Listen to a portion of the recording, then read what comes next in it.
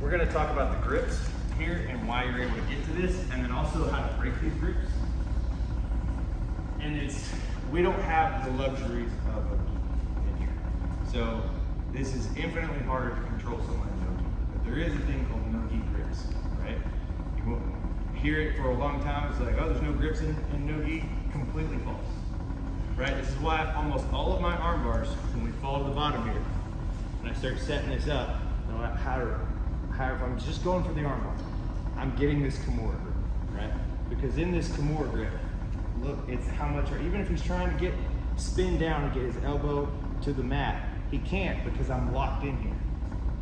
And even if I was attacking this far away and I lost, got into the arm bar and he starts to sit up, it's so much easier to get right back to the back because of the grips that I'm holding.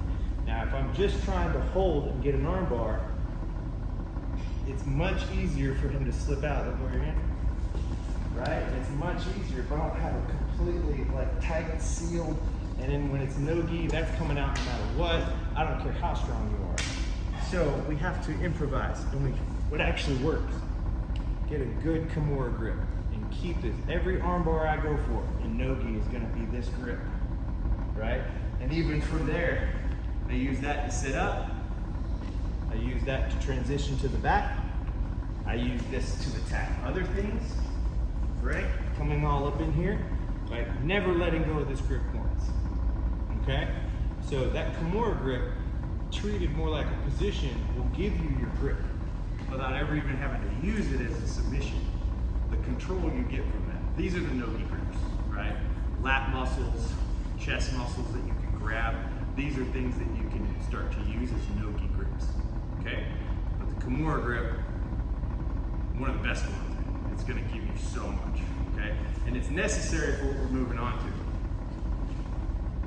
right? So when we're falling into this, and I'm going for this arm bar, and I'm just not getting it, maybe my opponent's big enough to set out, right? We're going to use that to get back to the back and start to transition into other things, other attacks, right? We're gonna be reaching down and grabbing our foot and trying to triangle. Coming up here, okay? Just grabbing our shin, first round of triangle.